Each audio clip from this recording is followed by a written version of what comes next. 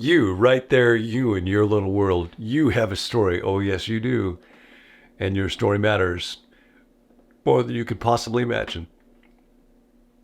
The great lie is your choices this day, how you direct your time and your energy. It doesn't really make much of a difference. And it causes us to throw our days away when the reality is that our lives matter in ways we have no idea, matter deeply to God. That's part of why he would send Jesus. But then it's also true, none of us gets the story that we want. And we think that's a bad thing, and in some ways it can be quite painful. But in some ways, not getting the story that you want might possibly lead you to a better story. For sure, not getting the story that you want will pose decision points about how will I respond to not getting the story. And that's what I want to talk about in these few moments.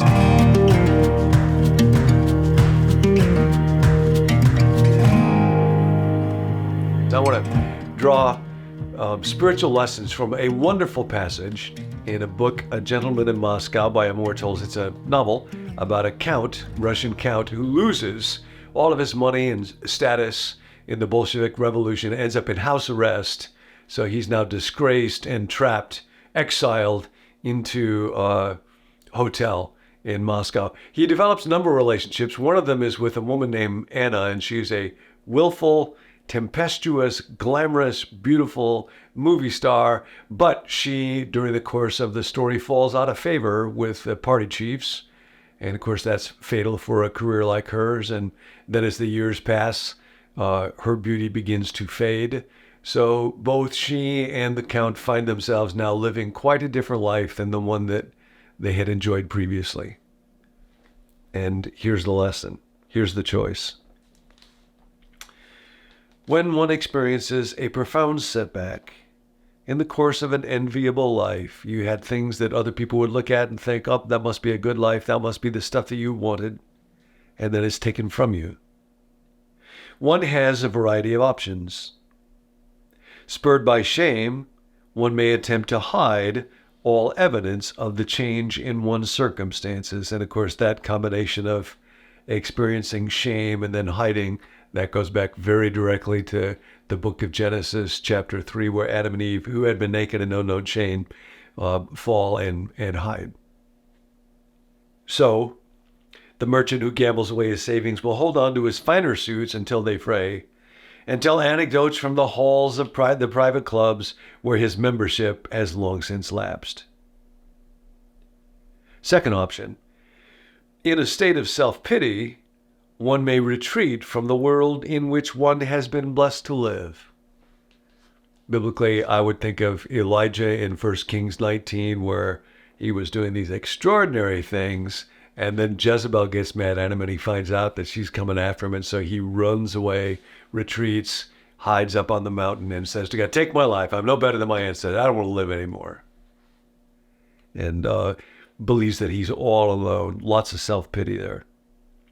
Thus, the long-suffering husband, finally disgraced by his wife in society, may be the one who leaves his home in exchange for a small dark apartment on the other side of town. So, spurred by shame, one can hide. In a state of self-pity, one may retreat from the world. Or, like the Count and Anna, one may simply join the Confederacy of the humbled. Like the Freemasons, the Confederacy of the humbled is a close-knit brotherhood whose members travel with no outward markings, but who know each other at a glance, and they do. For, having fallen suddenly from grace, comment here, you may know that phrase, fallen from grace, is actually from the Bible. When Paul writes to the Galatians in the 5th chapter, in the 4th verse, he's talking to people who are trying to justify themselves by what it is that they do, by their works. In that case, it was religion. But it also could be by your work or your success or your fame or your money or your beauty or all of the things that people think it makes for an enviable life. And Paul says to people who are trying to justify themselves, you have fallen from grace. And so in a strange way, if all of a sudden reality opens up and that life that you thought you really wanted is no longer available to you, you may find that while it looks like you have fallen from grace, you've actually fallen into grace.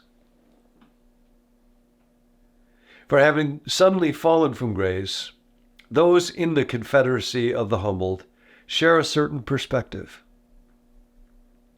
Knowing beauty, influence, fame, and privilege to be borrowed rather than bestowed, they are not easily impressed. Oh, that's great freedom. I don't own any of this. I'm steward of it for a little while. Charm is deceptive. Beauty is fleeting. But a woman or a man who fears the Lord is greatly to be praised. Proverbs 31. They're not easily impressed. They don't go around saying, oh, wow, look at that person. Oh, wow, look at that person. They're not quick to envy or take offense.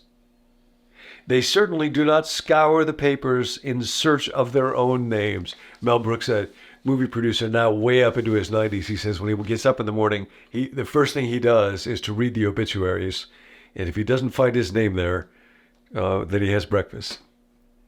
And that's where everybody's name is going to end up in this world. They remain committed to living among their peers, but they greet adulation with caution. You might remember Jesus on Palm Sunday, Hosanna, blessed is the one who comes. But that turned on a dime. They greet adulation with caution, ambition with sympathy, people just consumed by their little ego needing to be puffed up, and condescension with an inward smile. The strange truth is that when you join the Confederacy of the humbled, when the way that you want it to look in front of other people is no longer an image that you can prop up anymore, there's a kind of strange freedom that can come with it. And it is this way. All of which leads to what the Apostle Paul says. You know, the church was the original Confederacy of the humbled. And the only way you could get into it is like a camel going through the eye of a needle. And money won't get in. In fact, in a lot of ways, it makes it kind of hard to get in. And self-righteousness and reputation, well, sometimes it makes it kind of hard. Pride always gets in the way. Trying to justify yourself always gets in the way of it. And instead you have these strange people coming in. Peter, who makes so many mistakes, including at the climax of Jesus' story. Peter denies him 3 times. And then the rooster crows. And Peter joins the Confederacy humbled. There's an old tradition, I think William Barclay writes about this, that ever afterwards, when Peter would speak someplace, if somebody wanted to humiliate him, they would crow like a rooster. And he always lived with that. And of course, the reason that we have that story in such detail about Peter denying Jesus would be because Peter told that story. He does not hide in shame. He does not retreat in self-pity. The verdict was in, see. Jesus took him back. Paul put it like this when he's writing to the church of Corinth. I care very little if I'm judged by you or by any human court. I don't care at all. There's some little bit of emotion around that, but it's not much. I don't care very much. Now that's freedom in the Confederacy of the humbled. Indeed, I do not even judge myself. I don't care much what you think about me. I don't care much what I think about me. It just simply doesn't matter too much because I'm not in a position to be able to judge myself even well. My conscience is clear, but that does not make me innocent. It is the Lord who judges me. And the Lord's judgment has already been pronounced. There is now, therefore, no condemnation for those who are in Christ Jesus. So today, you can join the Confederacy of the humbled, whatever it is that has caused you, if something has, and it probably has, and if it hasn't, it will, to have to let go of the image and the glittering life and the reputation and whatever people used to think about you, and just enter into a new day where my inadequacy, my failures, my weakness, my brokenness are much more evident to other people, and I don't run and hide, I don't withdraw and retreat. I just simply accept that life. We were on vacation a little while ago, and I got for one of our grandkids a balloon, and this grandchild, who's just about 2, loved it, but released it, and it went way up to the ceiling where nobody could get it. The whole rest of the time it was up there, and I was thinking that's, humility is kind of when you just let go of that balloon called me, which is puffed up. That's a word that Paul uses in this passage and a number of other ones, where you inflate something with air to try to make it look bigger than it actually is, and it can be punctured in a second. And our little egos are that way. Our little lives are that way.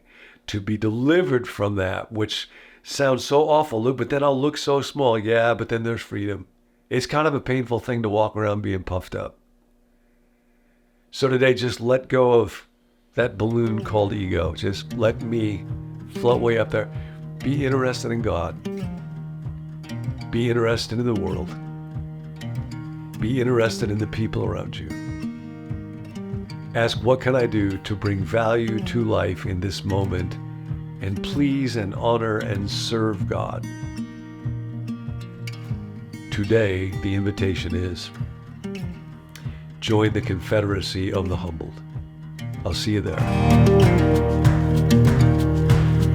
Hey, if you enjoyed that video, be sure to subscribe to our YouTube channel so you don't miss any future teachings from John Ortberg here at Become New. My name's Tim, and I'm a part of the team here. This series is all about stories. Everybody has a story, and everybody's story matters. And we want to know about your story, whether it's a story of coming to faith or a story of spiritual growth. Whatever it is, we're here for you. You can email that to us at connect@becomenew.com, or you can text it to us. You can also sign up for daily reminders whenever we drop a new video via text by texting the word BECOME to the number 855-888-0444. You can also send us prayer requests there. There's a team of us that meet to pray each weekday for viewers just like yourself. If you'd like to receive the emails that go along with each video, be sure to check that out at becomenew.com/subscribe. More than a video to watch, this is really a community to belong to, and we're so glad that you're a part of it. We'll catch you next time.